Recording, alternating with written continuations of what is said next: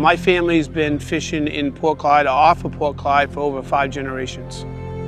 I never used to wear a life jacket at all. I had an experience and it kind of changed my life. It was late October, early November.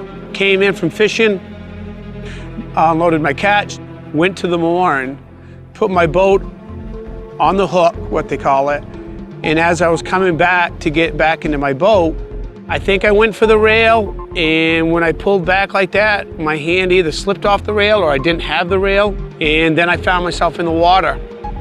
Immediately floated right to the surface. I had my oil pants on, and it had a tight seal.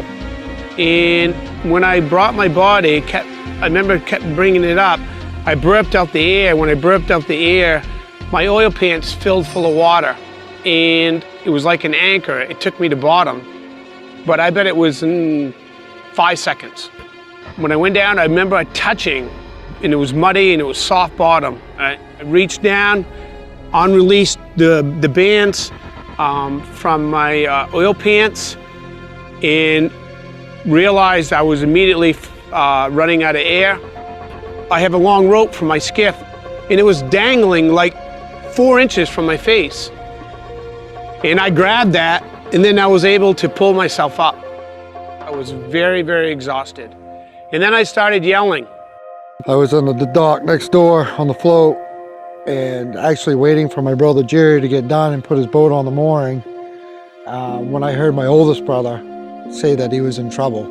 I can remember just shutting the heister off and walking to the forklift. I thought I heard a noise, but I thought it was somebody hollering on the dock. And then when I walked on into the dock closer to my boat, I could tell then it was my brother Gerry. It was his voice. It hit me then, it was him, and I looked over and I couldn't see him. And that's when I knew he was in trouble. I could tell in his voice. The only thing that was floating was my face. I was just tipping my face back like that, and I was yelling and screaming.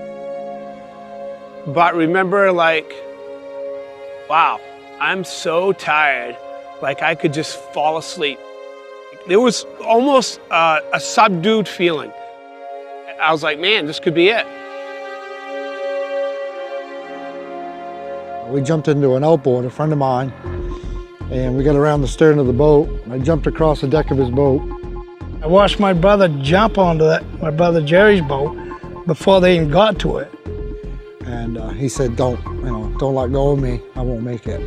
And I reached down as far as I could at the time. And I see him disappear, and we was just starting to we was getting closer at that point. And at one big whoosh, I see him pull right over the side of the boat. I was amazed. I was like, holy crap. I didn't even know he was in the water. I stayed focused the whole time. I do know that. Was I ridiculously scared and concerned? Yes. But I stayed focused because I wanted to live.